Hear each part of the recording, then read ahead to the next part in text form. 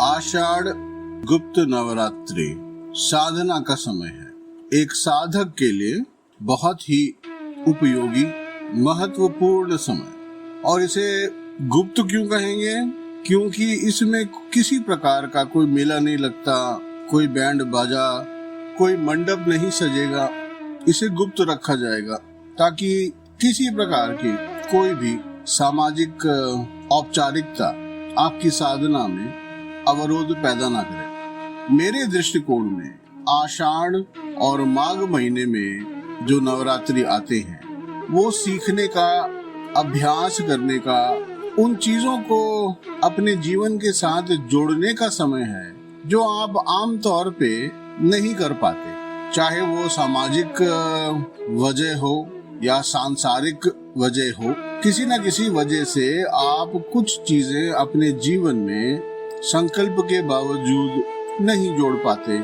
ये समय उन कार्यों को करने का समय है। मेरे लिए आषाढ़ और माघ महीने में पड़ने वाले नवरात्रि व्रत का समय नहीं है। मैं इसमें कोई लंबा चौड़ा व्रत नहीं रखता हूँ। कारण मौसम बहुत अच्छा नहीं होता। माघ महीने में ठंड ज्यादा होती है। आषाढ़ में अभी तो बारिश का आगमन हुआ नहीं, तो ऐसे में कोई बहुत बड़ा खान पीन में फर्क लाना शायद दुष्प्रभाव ही छोड़ जाए।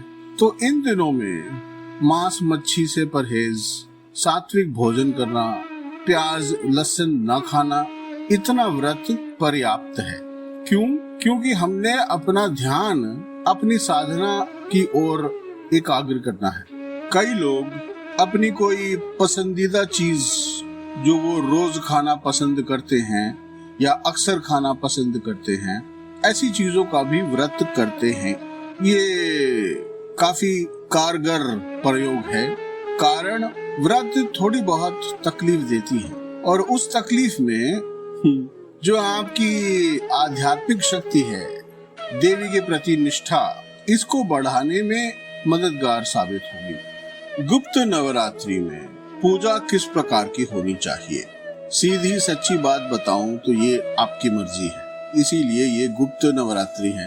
आमतौर पे अगर आप मुझसे सलाह मांगे तो मैं कहूँगा कि जो भी सबसे आसान हो, क्योंकि मुश्किल वाले काम अभी थोड़ी देर में मैं बताऊंगा। जो बाकी परंपरागत क्रियाएं हैं उन्हें अगर हम थोड़ा कमतर रखें तो हमारे लिए बेहतर होगा।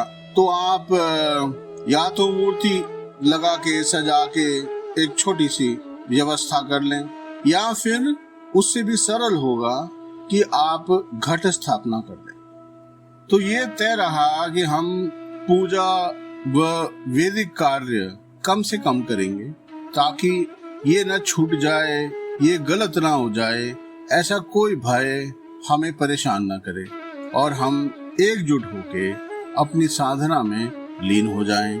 तो घट स्थापना की जो प्रक्रिया है वो आप दृक् पंचांग वेबसाइट से ले लें। पेज लिंक मैंने डिस्क्रिप्शन में डाल दिया है, वहां से आपको मदद मिल जाएगी। दृक् पंचांग वेबसाइट का रिकमेंडेशन मैं इसलिए दे रहा हूँ क्योंकि मैंने इतने सालों में उसे सबसे ज्यादा सटीक पाया है।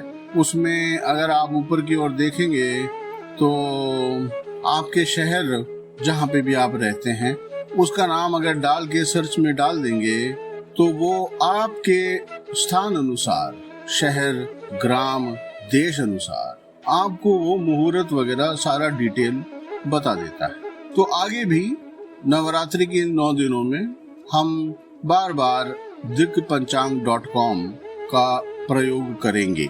इन 9 दिनों में हम नवार्ण मंत्र सीखेंगे, उसका उच्चारण करेंगे और उसका जप भी करेंगे। हर दिन आपको एक बीज मंत्र दिया जाएगा। उसके आगे पीछे की कहानियां, महत्व थोड़ी बहुत मात्रा में आप तक पहुंचाई जाएगी और जप की विधि क्या, ये सारी सूचनाएं दी जाएंगी।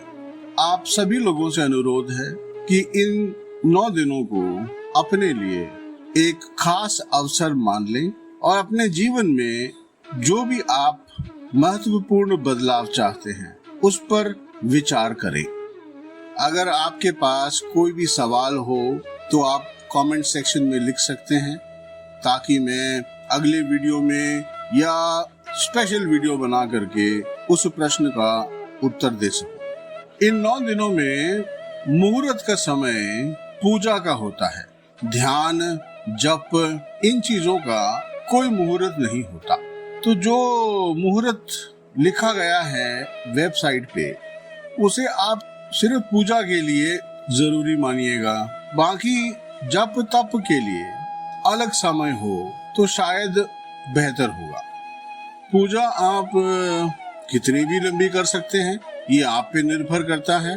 परंतु हमारे इस कार्यक्रम में पूजा का उद्देश्य सिर्फ हमें जागरूक रखना, हमारी दिन भर की साधना के लिए हमें तैयार करना, यही उद्देश्य है। अक्सर लोगों को मूर्ति पूजन के समय दिशा क्या होना चाहिए, ऐसा डर, ऐसी शंकाएं होती हैं। तो उसके लिए एक सरल उपाय ये है कि आप घट स्थापना कर दें। घट तो गोल हुई तो उसका कोई मुख नहीं, सिर्फ इतना आपको देखना है कि जो ऊपर नारियल लगता है वो टेढ़ा हो और वो हल्का सा उत्तर की ओर झुका हो। नवरात्रि व्रत के कुछ सरल नियम जो हैं, अब नियम बोलते ही ये जरूरी हो गए। पहला है शौच, स्नान। तो इन चीजों का आपको ख्याल रखना है कि आप ये कार्य करके ही पूजा करें। ये कहना इसलिए जरूरी हो जाता है क्योंकि सबके संस्कार एक जैसे नहीं होते।